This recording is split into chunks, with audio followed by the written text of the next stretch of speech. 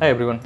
मेरी इस पिछली वीडियो में मैंने बात किया था बिजनेस एनालिटिक्स रोल के बारे में। अगर जान लिया है तो मैं, जिसने 6 साल बिजनेस एनालिटिक्स में काम किया है, टीम्स लीड किए, काफ़ी सारे बिजनेस प्रॉब्लम्स देखे हैं और एड्रेस किए हैं, ये बताऊंगा कि रेज्यूमे कैसे बनाते हैं। और अगर बिजनेस एनालिटिक्स में जॉब के बारे में नहीं जानते हो तो मेरा ये वाला वीडियो देखो। अब 2 चीज़ें होती है, एक स्किल सेट कि तुम्हें काम करना आता है कि नहीं, दूसरा हो गया रेज्यूमे कि तुमने कितना काम किया है। अब इसको जानते हैं थोड़ा सा इन डेप्थ। तो अब जानना है कि रेज्यूमे होता क्या है। Resume is a snapshot of the highlights of your professional life, यानी कि तुमने अपने प्रोफेशनल लाइफ में क्या किया है उसके हाइलाइट्स का एक स्नैपशॉट है। अब सिर्फ एजुकेशन और स्किल सेट के साथ रेज्यूमे नहीं बनता है, तुम्हें ये दिखाना है कि तुम क्या कर सकते हो, यानी कि तुमने क्या किया है इससे पहले जो तुम वापस कर सकते हो। तो यहाँ समझने वाली बात है कि क्यों रेज्यूमे इंपॉर्टेंट है। तुम्हारा पॉइंट अपने रेज्यूमे से ये है कि अगला आदमी जो भी तुम्हारा रेज्यूमे देख रहा है वो इस सवाल का जवाब ढूंढ पाए कि are you the right fit for the job. ये बात हर फील्ड के जॉब सीकर्स के लिए इंपॉर्टेंट है। तो रेज्यूमे बनाते टाइम तुम्हारा माइंडसेट ये होना चाहिए कि तुम ये वाले सवाल का जवाब दे पा रहे हो कि नहीं, are you the right fit for the job. अब ये तो हो गई जनरल बात। अब जानते हैं कि बिजनेस एनालिटिक्स के लिए क्या चीज़ें स्पेसिफिकली इंपॉर्टेंट होती है जब हम रेज्यूमे के बारे में बात कर रहे हैं। बिजनेस एनालिटिक्स एक बहुत ही बूमिंग फील्ड है, यानी कि डिमांड है, कॉर्पोरेट्स, स्टार्टअप्स हर जगह डिमांड है। और सप्लाई के मामले में इंडिया में कोई कमी नहीं है इंजीनियर्स या कैंडिडेट्स की। तो इस कॉन्टेक्स्ट में तुम्हें स्टैंड आउट करने के लिए एक अच्छा रेज्यूमे होना बहुत ज़रूरी है। अगर तुम फ्रेशर हो तो 2 चीज़ें कर सकते हो, स्किल सेट बढ़ाओ और इंटर्नशिप्स के लिए अप्लाई करो। और अगर तुम्हारे स्किल सेट्स अच्छे हैं तो तुम्हें पेड इंटर्नशिप्स मिल सकती हैं। Internships would be the best way कि तुम लाइव प्रोजेक्ट्स में काम करो, अपनी स्किल सेट बढ़ाओ, बिजनेस के बारे में सीखो। तो सबसे बेस्ट तरीका इंटर्नशिप्स का है। उसके बाद आता है कैगल जैसे प्लेटफॉर्म्स या तो फिर एनालिटिक्स विद्या जैसे प्लेटफॉर्म, जो डेटा साइंस कम्युनिटी भी है, जहाँ पे प्रोजेक्ट्स भी है, जहाँ पे फ्री कोर्सेज भी है सीखने के लिए। तो वहाँ पे तुम अपने स्किल सेट्स बिल्ड भी कर सकते हो, प्रोजेक्ट्स भी कर सकते हो। ऐसे वाले प्लेटफॉर्म से तुम अपना बेसिक सॉर्ट कर सकते हो और एक स्टार्ट पा सकते हो। कुछ ऐसे रेलेवेंट डेटा सेट्स या बिजनेस प्रॉब्लम्स जैसे कि टाइटैनिक डेटा सेट हो गया, आइरिस डेटा सेट हो गया, ऐसे वाले प्रॉब्लम्स को एनकाउंटर करके तुम अपने बेसिक्स को काफ़ी अच्छे से सॉर्ट कर सकते हो। इनके बारे में मैं कुछ लिंक्स इन द डिस्क्रिप्शन डालूंगा जो बहुत ही यूज़फुल है। अब आते हैं main areas in the resume, जो कोर होता है रेज्यूमे का। ये मैं दिखाऊंगा एक एग्जाम्पल के साथ।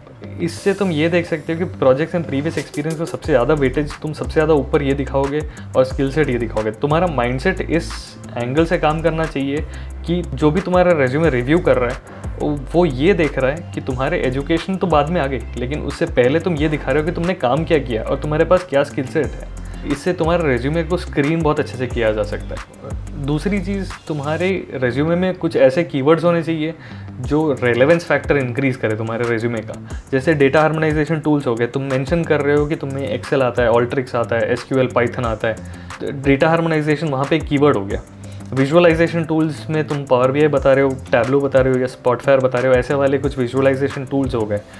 अलग कुछ लाइब्रेरीज तुम मेंशन कर सकते हो, जैसे कि पाइथन में लाइब्रेरीज हो गए, NumPy, pandas, seaborn etcetera. Machine learning के बारे में तुम अगर बात करो तो तुम्हें कुछ एल्गोरिदम्स का मेंशन ज़रूर करना चाहिए, जैसे कि linear logistic regression, support vector machines, basic networks algorithm. अगर इन पे काम किया है तो फिर ये एल्गोरिदम्स के नाम का वेटेज आता है।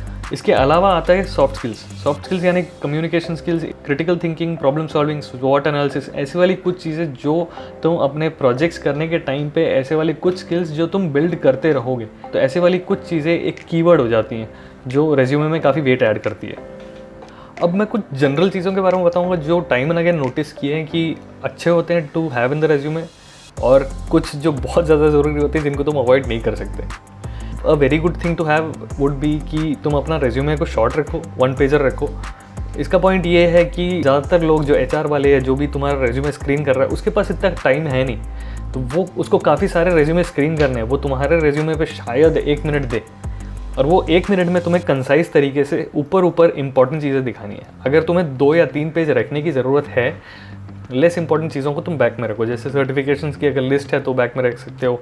एड्रेस या हॉबीज़, ऐसे वाले कुछ अगर सेक्शंस हैं जो तुम्हें मेंशन करने अच्छे लग रहे हैं तो फिर तुम बैक में मेंशन कर सकते हो, जो लास्ट में आते हैं। कुछ और चीज़ें जैसे फॉर्मेटिंग, प्लीज़ ऐसी वाली कुछ चीज़ें तो होती है जो फॉर्मेटिंग यानी कि अच्छी होनी चाहिए, स्पेल चेक अच्छा होना चाहिए जो तुम मिस ही नहीं कर सकते। ऐसी वाली चीज़ें इतनी ज़्यादा ज़रूरी होती है कि ये एक इम्प्रेशन क्रिएट कर देती है आदमी में। कलर कोडिंग और एक ऐसी चीज़ हो गई जहाँ पे रेड, येलो, ब्राइट कलर्स तुम एकदम कॉन्ट्रास्ट बढ़ाने वाली चीज़ें ना ही रखो तो ज़्यादा अच्छा है, क्योंकि रेज्यूमे थोड़ा प्रोफेशनल होता है। फ्रेशर्स जिन्होंने इससे पहले काम नहीं किया होता है उनको ज़्यादा फोकस देना चाहिए अपने इंटर्नशिप्स, प्रोजेक्ट्स, ऐसी वाली चीज़ों पे जो रेलेवेंट रही हो। उसके अलावा स्किल सेट्स पे फोकस करना चाहिए कि जो स्किल सेट रेलेवेंट है उस जॉब रोल के लिए वो वाली स्किल सेट्स मेंशन हो, ऊपर मेंशन हो, ज़्यादा अच्छा है। सर्टिफिकेशंस अगर मेंशन है तो फिर वो रेलेवेंट सर्टिफिकेशंस पे हाईलाइट हो, थोड़ा सा बोल्ड हो, अंडरलाइंड हो, समथिंग लाइक दैट। और अगर तुम एक्सपीरियंस कैंडिडेट हो तो सबसे ज़्यादा ज़रूरी ये चीज़ है इंटरव्यूअर के लिए कि तुमने अपनी प्रीवियस कंपनी में क्या काम किया है, वो काम ये वाले रोल के साथ रेलेवेंट है क्या, तो वो वाली चीज़ें ऊपर मेंशन होनी है। एक्सपीरियंस में सबसे टॉप पे मेंशन होनी चाहिए, मोस्ट रेलेवेंट तुम्हारा डेसिग्नेशन क्या था, तुम किस कंपनी में काम कर चुके हो, कैसा रोल था तुम्हारा, कैसी चीज़ों में तुमने काम किया। अगर तुम टीम में काम कर रहे थे तो फिर तुम्हारा स्पेसिफिक काम क्या था, क्योंकि ऐसे वाली चीज़ों पर सवाल आता है इंटरव्यू में कि तुम अगर 5 लोगों की टीम में काम कर रहे थे तो तुम्हारा क्या काम था स्पेसिफिकली। डाइवर्सिटी इन प्रोजेक्ट्स या एक्सपर्टीज़ डिपेंड करता है कि तुम किस रोल के लिए अप्लाई कर रहे हो और तुम्हारे इंटरेस्ट क्या है। जैसे कि अगर डेटा साइंटिस्ट वाले रोल के लिए अप्लाई कर रहे हो तो तुम्हें ये दिखाना चाहिए कि तुम्हारी इम्प्लीमेंटेशन स्किल्स कितने, तुमने कितने एल्गोरिथम्स को इम्प्लीमेंट किया है। और अगर तुम बिजनेस एनालिस्ट जैसे थोड़े जर्नलिस्ट रोल में अगर जाना चाहते हो तो ये दिखाना चाहिए कि कितने कितने कैटेगरीज यानी कितनी अलग चीज़ों पे तुमने काम किया, कितने अलग जोग्राफीज़ के क्लाइंट्स के साथ तुमने डील किया है, तुम्हारा प्रोजेक्ट मैनेजमेंट एक्सपीरियंस कैसा है, तुम्हारा ओवरऑल हैंडलिंग एक्सपीरियंस कैसा रहा है, जनरल चीज़ें। और lastly upskilling efforts definitely mention करने चाहिए। अगर सर्टिफिकेशंस वाला सेक्शन है तुम्हारे रेज्यूमे में तो तुमको ये मेंशन करना चाहिए कि तुम क्या कर रहे हो। अब आते हैं, इसमें भी एक माइंडसेट पर्सपेक्टिव है। तुम रेज्यूमे भले कितना भी अच्छा बना लो, सबसे पहले आता है तुम्हारे स्किल सेट्स। तुम्हारे स्किल सेट्स अच्छे होने चाहिए, उसके बाद रेज्यूमे तो पैकेजिंग है, तुम्हारी पैकेजिंग कितनी अच्छी है। अब तुम्हारी पैकेजिंग बहुत ही अच्छी हो लेकिन उसके बाद दिख रहा है कि तुम्हारे स्किल सेट्स उतने ज़्यादा ठीक नहीं है तो तुम्हें जॉब ऑब्वियसली नहीं मिलेगी। पिछले वीडियो में मैंने जो लिंक्स मेंशन किए थे उसमें जो एक्सरसाइजेस है वो सारे सॉल्व कर सकते हो। एक 0 to 70% वाला अप्रोच रख सकते हो कि हर एक चीज़ में एक 70% का टारगेट तो रख ही सकते हो और अचीव भी कर सकते हो। और बेयर बेसिक्स जो पिछली वीडियो में मेंशन किया था वो सारे तो कोशिश करना कि सारे कवर्ड हों, क्योंकि रेज्यूमे बनाने के बाद अगर तुमने अप्लाई किया है और तुमने कहीं पे भी अपना रेज्यूमे डाला है, जैसे naukri.com हो गया, कहीं पे भी अपना रेज्यूमे डाला है, तो चांसेस है कि तुम्हें कोई कॉल आ जाए और वो तुम्हें पता भी नहीं चलेगा कब आए। तो ये दोनों चीज़ें थोड़ी पैरेलल होनी चाहिए। एक ढंग का रेज्यूमे भी तुम्हें बना करके डालना चाहिए, उसके साथ साथ तुम्हें अपनी अपस्किलिंग एफर्ट्स कंटिन्यूस रखनी चाहिए। तो इस वाली वीडियो को मैं समराइज़ करने के लिए ये बोलना चाहूँगा कि एनालिटिक्स बहुत ही अच्छी फील्ड है, बहुत बूम कर रही है एंड आगे जा कर के भी इसका स्कोप होगा, because data is the new oil जैसा बोला जा रहा है। इंटरव्यू की अपॉर्चुनिटी अगर मिल रही है तो उसे जाने मत दो ये सोच करके कि तुम्हारी प्रिपरेशन पूरी कंप्लीट नहीं हुई है।